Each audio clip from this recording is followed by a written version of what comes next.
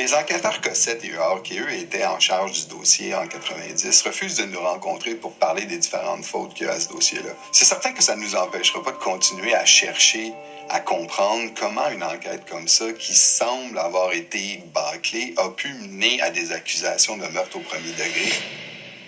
Mais la question qui nous obsède, c'est pourquoi le lendemain de la découverte du corps, la GRC va pointer vers la famille Taillefer. Je veux dire, on n'a pas affaire à une famille de criminels. Là. Je veux dire, Billy a été accusé de voler une cassette en 87, une niaiserie. Là. Donc pourquoi eux autres, puis à ce moment-là? T'sais?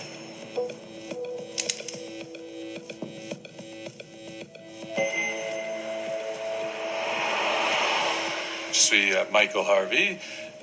En 1987, ma première poste dans la GRC était à Val-d'Or, en Abitibi.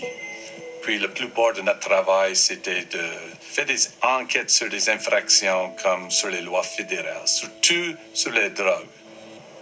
Val-d'Or, pendant cette époque-là, était une place où il y a beaucoup de mines, beaucoup de gens qui font beaucoup d'argent, puis il y avait plein de bars.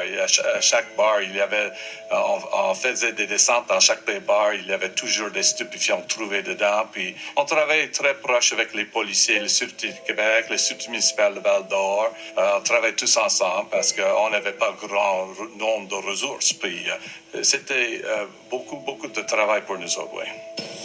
J'ai pas dans mes notes que le 13 mars 1990 que j'ai appelé M. Cossette au Sûreté municipal concernant l'affaire de Taillefer et Hugues Duguay.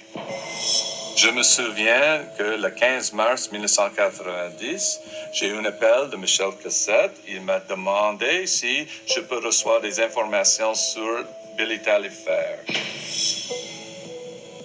Tout de suite après, j'ai eu un appel de ma source et on a discuté si Billy Taillefer était à Val-d'Or le soirée même de le meurtre, le 9 mars 1990. Et ma source m'a confirmé que les deux suspects, Taillefer et Duguay, étaient à Val-d'Or le soirée où se trouve le meurtre de Sandra Godette. J'ai confirmé ça et passé les informations à M. Cossette. C'est donc l'enquêteur Michel Cossette qui a contacté la GRC en quête d'informations sur Billy Taillefer peu de temps après la découverte du corps. Cette information reçue par la GRC a sûrement contribué à renforcer sa vision du tunnel.